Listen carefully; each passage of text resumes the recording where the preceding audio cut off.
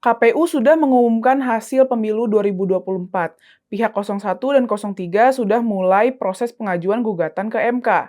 Ini langkah hukum yang lumrah dan sebenarnya harus dimaklumi. Secara resmi, pihak 01 sudah melayangkan gugatan ke MK pada 21 Maret 2024. Sedangkan pihak 03 menyatakan akan mengikuti langkah tersebut. Sementara MK hanya memberikan waktu 3 hari untuk melayangkan gugatan. Setiap kandidat yang tidak puas dengan hasil pemilu bisa menempuh jalur hukum. Yang tidak boleh dilakukan adalah menyebarkan provokasi dan hasutan terhadap proses pemilu. Karena itu akan menimbulkan kegaduhan dan tersebarnya informasi palsu. Dalam jangka panjang, itu bisa menimbulkan konflik dan kerusuhan.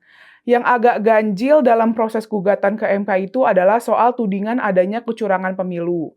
Padahal MK itu tidak memiliki kewenangan untuk mengadili kecurangan pemilu. Itu ranahnya Bawaslu. MK hanya berwenang mengadili perhitungan angka dari kertas suara. Misalnya, jika ada angka yang hilang atau tidak sesuai dengan proses penghitungan berjenjang.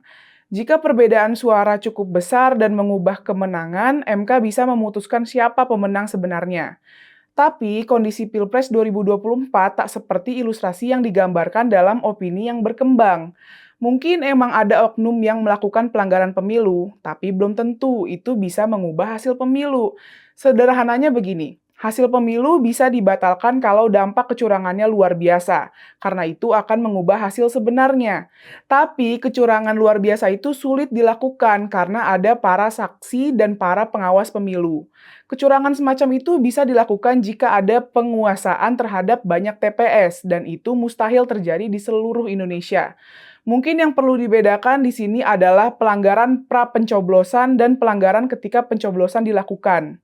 Keduanya berbeda, tidak boleh dicampur baurkan. Kecurangan pra-pencoblosan dilakukan dengan cara misalnya menggunakan money politik, mengancam para calon pemilih atau melakukan kampanye hitam.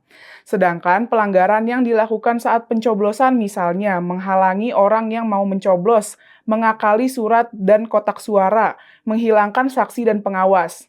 Kecurangan pra-pencoblosan tidak bisa diadili oleh MK. Ini wilayah yang mestinya ditangani Bawaslu, bahkan ketika tindakan salah itu dilakukan bisa langsung diproses, tanpa harus menunggu pemilu selesai dilakukan. Jika terbukti ada pelanggaran hukum, maka masuknya ke pengadilan umum. Kecurangan saat pencoblosan dilakukan yang bisa mengubah hasil suara ini urusan MK. Tapi MK juga tidak berwenang mengadili pelaku dengan hukum normatif.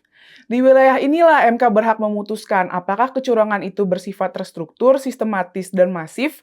Kalau ada kecurangan tapi kecil dan tidak mengubah hasil pemilu, MK tidak mungkin menganulir pemenang pemilu. Inilah fakta yang harus dipahami oleh pihak penggugat. Jika mereka menggugat perolehan suara karena adanya kecurangan saat pencoblosan, maka langkah menggugat ke MK pas untuk dilakukan. Tapi kalau tuduhannya adalah perilaku pra-pencoblosan atau sesuatu yang tidak berdampak pada perolehan suara, MK tidak bisa mengurusi itu.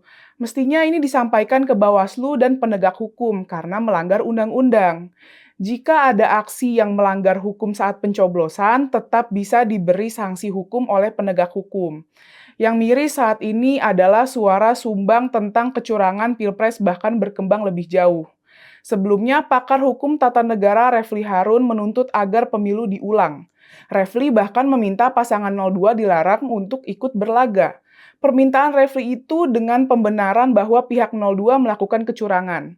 Pernyataan Refli itu tentu berbahaya, soalnya yang berhak membuktikan adanya kecurangan itu sebenarnya Bawaslu. Sebelum tuduhan itu bisa dibuktikan, pernyataan Refli itu kelasnya hanya asumsi. Sebagai seorang pakar hukum, Refli mestinya paham, asumsi semacam ini tidak boleh mencemari opini publik. Karena jika dia begitu, itu tidak ada bedanya dengan para pembuat hoaks dan para provokator. Inilah yang miris, kalau seorang pakar hukum aja nggak paham dengan fakta dan lingkup khusus hukum, apalagi masyarakat yang awam soal hukum. Pertanyaan ini mestinya jadi renungan bersama, sampai kapan orang-orang yang bersuara sumbang dan menyesatkan itu bebas mencemari opini publik. Atas nama demokrasi, orang-orang memang bebas bersuara. Tapi demokrasi juga mengenal sanksi, baik itu secara hukum positif maupun sosial. Minimal kebebasan itu harus berada dalam koridor kebenaran.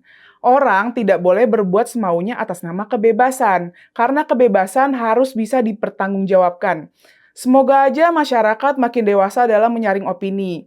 Titel dan nama besar tidak menjamin pernyataannya tepat. Masyarakat harus kritis, lihat apa yang dibicarakan, bukan siapa yang membicarakan.